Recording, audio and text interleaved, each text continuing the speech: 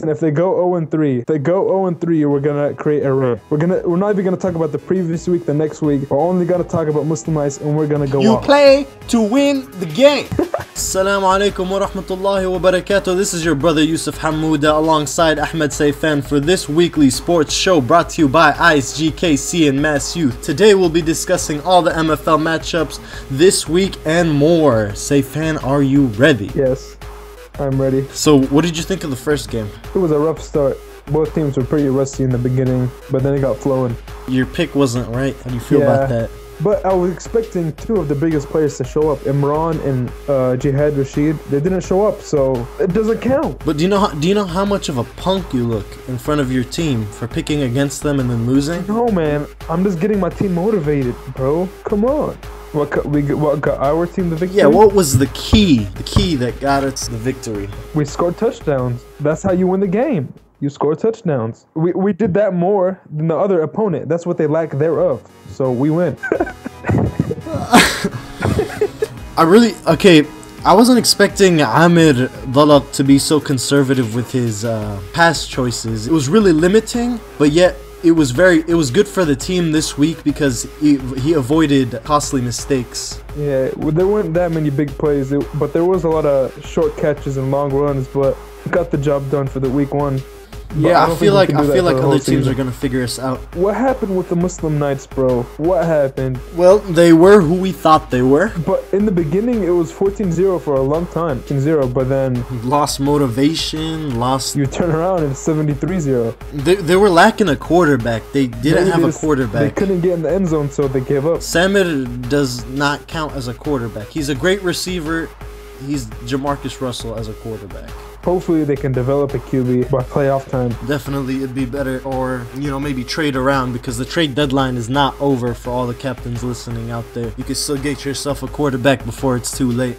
Yeah. Alright, so how about the last game? The tight one, the game of the week. It was the game that we thought it was going to be. It was a close, tough game. There was a lot of trash talking. There was a lot of negativity, but it was a good game at the end. I thought it was a close one. I mean, I thought it would have been a closer one than it turned out to be. I think it could have been a better game, but yeah, it slipped away towards the end. Amer Dalaq showed some signs of rustiness. He even got injured. Hopefully he can return, but it would have been interesting if they still had him. They might have been able to get the W, but didn't I call it last week though? What, you called that he was gonna get injured? No, I said he was gonna be rusty. I said he's not gonna be like Bachelor Omar. Bachelor Omar would never get injured, baby. Overall, was it a good week? Yeah, it was a pretty good week. There was a lot of sick plays, a lot of bad plays, but it was a lot of good plays. I don't want because there was 2 blowouts this week, and I don't want that every single week. I guess it was just, in my opinion, really bad matchups for the week 1. Alright, let's get the standings down. So after week 1, the standings are Free Palestine in first place. That's because they got the 73-0 win. And then Akhlaq second place, Free Sham third place, Mujahideen fourth place, Al-Ghurabat fifth place, and Muslim Nights in last place, unfortunately. Do you think those teams belong where they should be? So let's pick our who you most overrated team and most underrated team. In the standings, I think the most underrated team is Al-Ghurabat, because they were missing Imran and Jihad. So I think they should jump up a few spots. Yeah, Al-Ghurabat definitely are going to be better as the season progresses. But Free Sham, I think they should be where they are, maybe a little bit higher. It depends on what they do this week against Akhlaq. If they can knock out rank 2 Akhlaq, then. But I think Free Palestine belongs at number 1 for the moment. Alright, so look into the next week's matchups. First game we have Muslim Nights versus Al-Ghurabat. I want to pick Al-Ghurabat to win, but I want to give Muslim Nights a chance, man. They don't deserve a chance after that. I'm sorry. They don't deserve, in my opinion, okay? I say Al-Ghurabat all the way. Because Fahad, honestly, he's not going to take 2 losses quiet, Yeah, and I think they're going to get probably Imran back. I'm not sure about Jihad, but I think for sure Al-Ghurabat is going to get the W. For Yeah, sure. Al Ghuraba is gonna get it, but I don't know, man. Muslim Knights, maybe they make a few adjustments. Maybe they get themselves a quarterback. Maybe they give it to Jamal. There's a lot of receivers on that team. It's just nobody to give it to them. It's real sad when you see a team like that.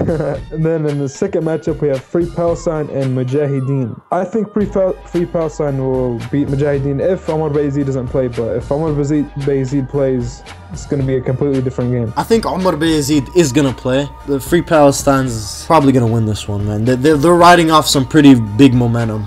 I think Free Palestine's going to get the W still. Even if they don't deserve it, the momentum's that high. I can imagine. I think that's probably the biggest win in MFL history. I don't think a team has lost that bad before. I've never seen a worse shutout. Actually, I do remember Malik al-Maut 2 seasons ago. We're in that same position, except it was like 50-something to 0. It was tough to watch as well. But this is 73. 70, bro. That's a lot of points. That's a lot of points. Hey, but Muslim Knights, at least you made history this week. 73 to 0. 0! Not even a point? How did it happen? I don't know, man. I couldn't watch it. It was bad. But that was week 1. We're going to week 2 right now, okay? What's in the past is in the past. Muslim Knights, keep your head up, baby. Keep your head up. Alright. Free Sham versus Akhlaq. Okay, and then in the last slot of the day, the primetime slot, we have Free Sham and Akhlaq. This game is going to be close. We have 2 really good teams from week 1. And the interesting backstory, alright, for the people who don't know in the league, and a lot of people don't know in the league. Back in the day, like a long time ago, in the YMCA football with Murad, there was Amer Dalaq was the quarterback, right? And he was basically, you know, the guy, like the Drew Bledsoe. And he goes out with an injury. I don't remember what type of injury it was, but Obada steps in, this scrub that nobody knows, and shocks the world. And look at him now, the Tom Brady of the league. And Ahmed who? It's gonna be a real good game. The teams are really similar. They both have receivers. They both have solid defense. They both have a legit QB. It's gonna be an interesting, like, this is like, I don't want to say it because then it's gonna build some animosity, but you know, heck, like, it's a revenge game. I'm just like, you know what, I do deserve to be a quarterback. I am gonna beat my backup. I got something to prove this week, so I think he's gonna come out and he's gonna be fired up. He's gonna be fired up for this week. He needs to keep it calm. Usually Amer is good with keeping his composure. We call him Amer Ice in the locker room. But week 2 has some pretty good matchups. This should be a good week. You better stay tuned, watch all the games, and inshallah we'll see you there.